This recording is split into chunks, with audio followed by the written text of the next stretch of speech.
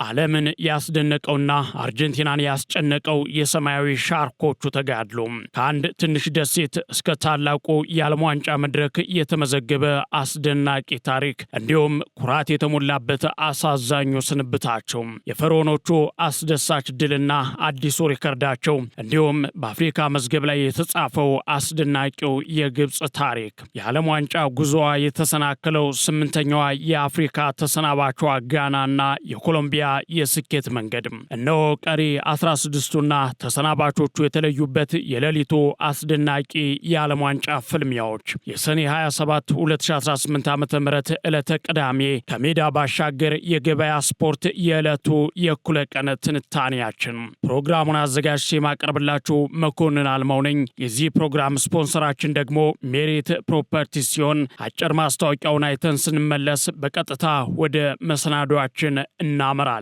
እስከ መጨረሻው ድረስ አብራችሁ እንድትቆዩ ደግሞ የአክብሮት ግብዣችን ነው።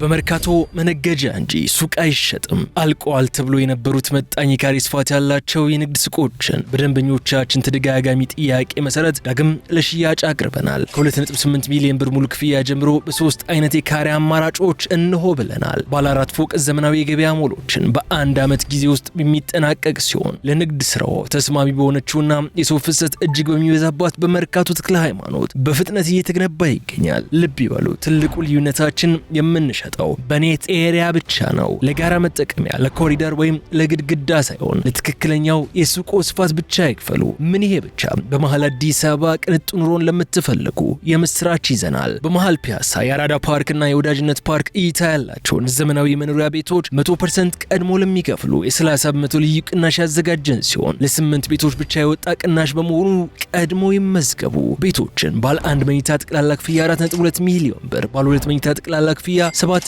ሚሊዮን ብር፣ ሌሎች የአከፋፈል አማራጮችና 40 በመቶ የባንክ ብድርም አመቻችተን እየጠበቅኖት ነው። ለበለጠ መረጃ በ0919422374 ወይንም 0987500606 ይደውሉልን። ሜሪት ፕሮፐርቲስ በታሪካቸው ለመጀመሪያ ጊዜ ትልቁን ስፍራ አሻግረው ያዩት ፈርዖኖቹም በዘንድሮው የዓለም ዋንጫ ሌላ አዲስ ታሪክ እየጉዘጉዘች ያለችው ግብፅ በምሽቱ ፍልሚያ አውስትራሊያን በፍጹም ቅጣት ምት አሸንፋ 16ቱን ተቀላቅላለች። በ2026 ዓለም ዋንጫ እጅግ አስደናቂ የነበረው የግብፅና የአውስትራሊያ የጥሎ ማለፍ ጨዋታ በፈርዖኖቹ ታሪካዊ አሸናፊነት ተጠናቋል። አፍሪካዊቷ ግብፅ ጨዋታውን 4-4-2 ቅርጽ በማስያዝና ፈጣን ጅማሮ በማድረግ በመጀመሪያው አጋማሽ ብልጫ ነበራት። በ13ኛው ደቂቃ ላይ ካሪም ሐፊዝ ያሻገረውን ድንቅ ኳስ ኢማም አሹር በግንባሩ በመግጨት ግብፅን መሪ አደረገም። ሆኖም በ3-4-2-1 ቅርጽ ወደ ጨዋታ የገባቸው አውስትራሊያ የአየር ላይ ኳሶቹን በቁመታቸው ረዣዥም በሆኑ ተጫዋቾቿና አካላዊ ግዝፈትን እንዲሁም ጥንካሬን በመጠቀም ወደ ጨዋታው ለመመለስ ጥራለች። በሁለተኛው አጋማሽ በ55ኛው ደቂቃ ላይ የግብፁ ተከላካይ መሐመድ ሃኒ በራሱ መረብ ላይ ባገባት ግብ አውስትራሊያ አቻ መሆኗን ተከትሎ ጨዋታው ወደ ጭማሪ 30 ደቂቃ አመራ። ሆኖም ግን ለውጥ አልነበረውም። በተጨማሪው ሰዓት ሁለቱም ቡድኖች ጥንቃቄ የበዛበት ጨዋታ በማድረጋቸው ምክንያት ውጤቱ አልተቀየረም። ይሁንና ወደ ፔናልቲ ለመግባት ጥቂት ደቂቃዎች ሲቀሩ የአውስትራሊያው አሰልጣኝ ቶኒ ፖፖቪች ወጣቱን ቢች ቀይረው ግብ ጠባቂ ማቴዎ ራያንን ማስገባታቸው አልተሳካም። ማቴዎ ራያን አንድም ኳስ ማዳን አልቻለም ነበር። በአንጻሩ የግብፅ ብሔራዊ ቡድን ካፒቴን የሆነው መሐመድ ሳላህ በፓኒን ካሰልት ያስቆጠራትን ድንቅ ፔናልቲ ጨምሮ ግብፅ አራቱንም የቅጣት ምቶች አስቆጥራ 4-2 በሆነ ውጤት ማሸነፍ ችላለች። ይህ ድል ግብፅ በዓለም ዋንጫ ታሪኳ የጥሎ ማለፍ ጨዋታ ያሸነፈችበት የመጀመሪያው ድሏ ሆኖም ተመዝግቦላታል። በተለይ መሐመድ ሳላህ አስደናቂውን የፓኒን ካሰልት በመጠቀም ያስቆጠራት ግብና የመጨረሻዋን የማሸነፊያዋን ጎል መረብ ላይ ያሳረፋት አብዱል ማጊድ ለግብፃውያን ብሎም ለአፍሪካውያን ጮቤ ሲያስረግጥ፣ በአንጻሩ ለአውስትራሊያ ተጫዋቾችና ደጋፊዎች ደግሞ ከባድ የልብ ስብራት ሆኖባቸዋል። አውስትራሊያ የፍጹም ቅጣት ምት መለያውን ለማሸነፍና ወደ ቀጣዩ ዙር ለማለፍ በማቀድ ጨዋታው ሊጠናቀቅ ሲል ስልታዊ የሆነ የግብ ጠባቂ ቅያሪ ማድረጓና ተቀይሮ የገባው አዲሱ ግብ ጠባቂ የፍጹም ቅጣት ምቶቹን ለማዳን በሞከረበት ወቅት በተደጋጋሚ ኳሶቹ ከሚመቱበት አቅጣጫ ይልቅ በተቃራኒ በመውደቆ የቡድኑ አሰልጣኞች የነበራቸው እቅድ ሳይሰራ ቀርቷል። ይህንን ተከትሎ በአውስትራሊያ ደጋፊዎች ዘንድ በስልቱ ላይ ከፍተኛ ቁጣና ትችትን አሰምቷል።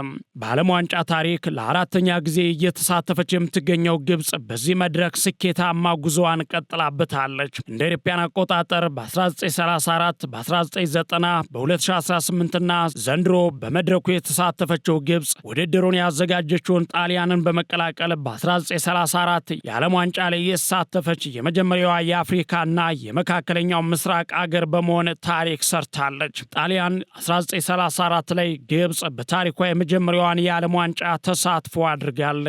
በምድብ ማጣሪያ ጨዋታ ላይም አሁን ባለው ቅርጽ ብቸኛ ጨዋታዋን ከሃንጋሪ ጋር አድርጋ 4-2 በሆነ ውጤት ተሸንፋለች። በዚህ ጨዋታ አብደልራህማን ፋውዚ 2 ግቦችን በማስቆጠር በዓለም ዋንጫው ታሪክ የመጀመሪያው የአፍሪካና አረብ ተጫዋች መሆን ችሏል። ድጋሜ ጣሊያን ላይ በ1990 ማለትም ከ56 ዓመታት ረዥም ቆይታ በኋላ ግብፅ ለሁለተኛ ጊዜ በዓለም መድረክ መገኘት ቻለች። በምድብ ማጣሪያው ጠንካራ ብቃትን በማሳየት ከሆላንድ ጋር አንድ አቻና ከአየርላንድ ጋር ደግሞ 0-0 በሆነ የአቻ ውጤት በመለያየት አስደናቂ አፈጻጸም ማሳየት ችላለች። ሆኖም ግን በእንግሊዝ 1-0 ተረታ ከምድብ ማለፍ ሳትችል ቀርታለች። በ2018 የሩሲያ ዓለም ዋንጫ የግብፅ ብሔራዊ ቡድን ከ28 ዓመታት በኋላ በኮከብ አጥቂያቸው መሐመድ ሳላህ መሪነት ወደ ዓለም ዋንጫው ተመለሰም። በምድብ ጄ ውስጥ ከኡራጋይ፣ ሩሲያና ሳውዲ አረቢያ ጋር የተደለደለች ቢሆንም ሶስቱንም ጨዋታዎች በመሸነፍ ገና በምድብ መሰናበት ግድ ሆኖባት ነበርም። በዘንድሮ መድረክ ደግሞ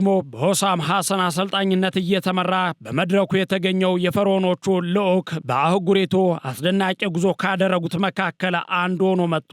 በታሪክ ለመጀመሪያ ጊዜ የጥሎ ማለፍ ምዕራፍ ላይ የደረሰችው ግብፅ ኒውዚላንድን 3-1 በማሸነፍ በዓለም ዋንጫ ታሪክ የመጀመሪያውን ድሏን አስመዝግባለች። በመቀጠልም አውስትራሊያን በፍጹም ቅጣት ምት በማሸነፍ በታሪክ ለመጀመሪያ ጊዜ የ16 ዙር ላይ መድረስ ችላለች። በ16 ውስጥም ከሞሮኮ ቀጥላ አፍሪካን በመወከል የምትፋለም ሀገር ሆናለች። በቀጣይም ከ2022 የኳታር ዓለም ዋንጫ ሻምፒዮን ከሆነችው ከላቲን አሜሪካው አርጀንቲና ጋር የምትፋለም ይሆናል።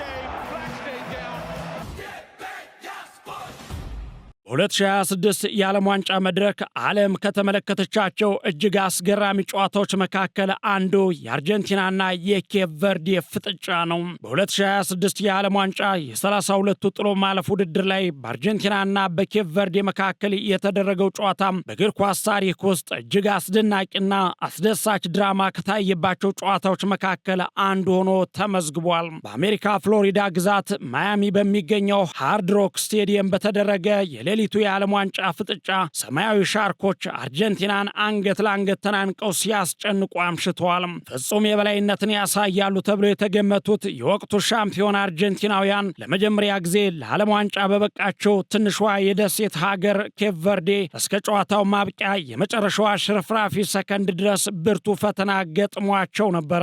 ጨዋታው እንደተጀመረ አርጀንቲናዎች ኳሱን በመቆጣጠርና ተጭነው በመጫወት የተለመደ የጨዋታ የበላይነታቸውን ለማሳየት ሞክረዋል። የኬፕ ቨርዴው የ40 ዓመቱ ግብ ጠባቂ ቮዝኒያ እንደተለመደው የአርጀንቲናንና የሊዮኔል ሜሲን ተደጋጋሚ ጥቃቶችን በጥንካሬ ማክሸፉን ተያይዞት ነበር።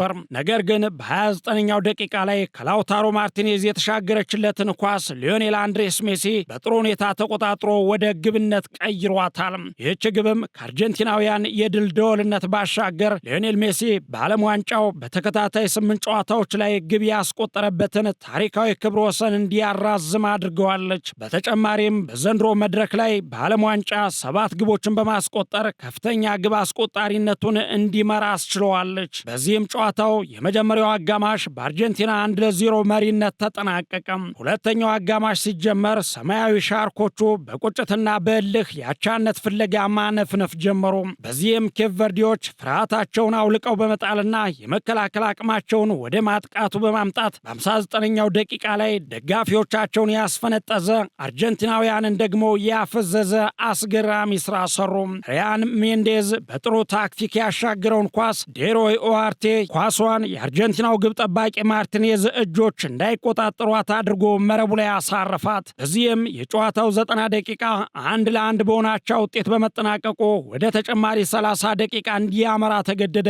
ታዲያ እዚህ ላይ ነው ዓለምን ያስደመመው ሌላ የትርፍ ሰዓት ድራማ የተፈጠረው። ሁለት ጊዜ አቻና የልብ ስብራት። ተጨማሪው ሰዓት እንደተጀመረ በ92ኛው ደቂቃ ላይ አርጀንቲና ከማዕዘን ምት ያገኘችውን ኳስ ተከላካዩ ሊሳንድሮ ማርቲኔዝ በግንባሩ በመግጨት አርጀንቲናን ዳግም 2-1 መሪ አደረገም። ዓለም ጨዋታውን አርጀንቲና የገደለችው መሰለው። ነገር ግን የአፍሪካውያን ብርታት ምልክት የሆኑት ኬፕ ቨርዲዎች እጅ አልሰጡም ነበር። በ103ኛው ደቂቃ ላይ ሲዲኒ ሎፔዝ ካብራል ከግቡ ክልል ጠርዝ ላይ የመታው ማራኪ የሆነ ኳስ የአርጀንቲና መረብ ውስጥ ተዘፈዘፈም። ሰማያዊ ሻርኮች የአቻነት ግቡን ሲያስቆጥሩ ስቴዲየሙ በጩኸት ተናወጠም። ድጋሜ የኳታሩን የዓለም ዋንጫ ፍጻሜ ያስታወሰ ጨዋታ በድጋሜ 2-2። ይሁን እንጂ አጨራርስን የተካኑበት አርጀንቲናውያን በመጨረሻ አፍሪካዊቷን ሀገር በቃሽ አሏት። የኬፕ ቨርዴ ተጫዋቾችን ልብ የሰበረው አጋጣሚ ደግሞ በ111ኛው ደቂቃ ላይ ተከሰተ። ሊዮኔል ሜሲ በረዥሙ ያሻማውን የማዕዘን ምት ክርስቲያኖ ሮሜሮ በግንባሩ ሲገጨው የኬፕ ቨርዴው ተከላካይ ዲኒ ቮርገስ ኳሷን ለመከላከል ሲሞክር ሳያስበው በራሱ ግብ ላይ አስቆጠራት። ይህች አሳዛኝ የራስ ግብ አርጀንቲናን 3-2 በሆነ ጠባብ ውጤት አሸናፊ አድርጋ ወደ 16ቱ ጥሎ ማለፍ እንድትሸጋገር አድርጋታለች። የዓለም ዋንጫው ክስተቶች፣ የአፍሪካውያን ኩራቶች፣ ዓለም እጅግ ያደነቃቸው በአንድ አይን አይቶ የወደዳቸው ሰማያዊ ሻርኮች እየተባሉ የሚጠሩት ኬፕ ቨርዴዎች በመጨረሻም አስገራሚ ታሪካቸውን ጽፈው ከውድድሩ በኩራት ተሰናበቱ። ይህ ጨዋታ በኬፕ ቨርዴ አስደናቂ ጽናትና ታሪካዊ ተጋድሎ በዓለም ዋንጫው ታሪክ ውስጥ ሁልጊዜ የሚታወስ ሆኖ አልፏል።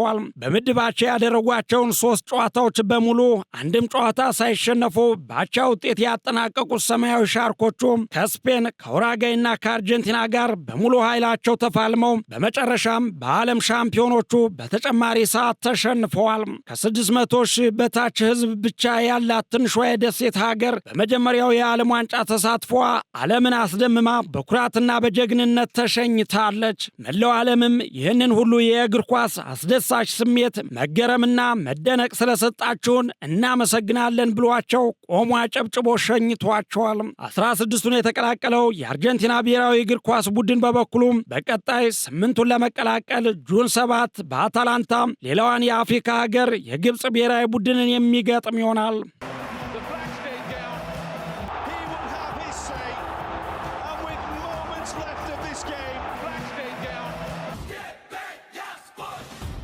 ሌላው ንጋት ላይ በተጠናቀቀ ጨዋታ ኮሎምቢያ ጋናን 1-0 በማሸነፍ ወደ 16ቱ ዙር ያለፈችበት መርሃ ግብር ነው።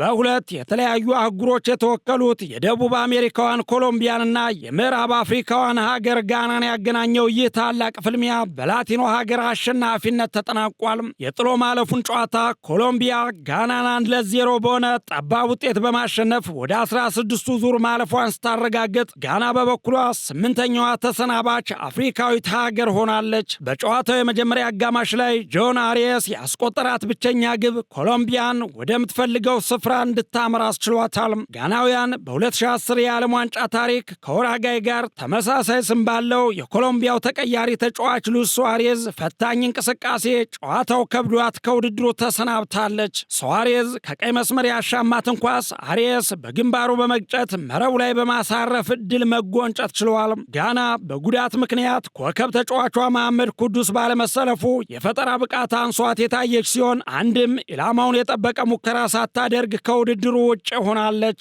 ኮሎምቢያም በቀጣይ ማክሰኞ በቫንኩቨር ከስዊዘርላንድ ጋር ለሩብ ፍጻሜ ለማለፍ ትጫወታለች። ታዲያ የ32ቱ የጥሎ ማለፍ ጨዋታዎች ሙሉ ለሙሉ የተጠናቀቁ ሲሆን የ16ቱ የጥሎ ማለፍ ጨዋታዎች ደግሞ ጅማሯቸውን ዛሬ ሲያደርጉ ምሽት 2 ሰዓት ላይ ካናዳ ከሞሮኮ እንዲሁም ሌሊት 6 ሰዓት ላይ ፈረንሳይ ከፓራጓይ ይፋለማሉ። እነሆ እነዚህን የዛሬ ፍልሚያዎች የተመለከቱና ሌሎች ተጨማሪ የስፖርት መረጃዎችን ደግሞ አመሻሽ ላይ ወደ እናንተ የምናደርስ ሲሆን እስከዛው ግን በሰላም ቆዩልን።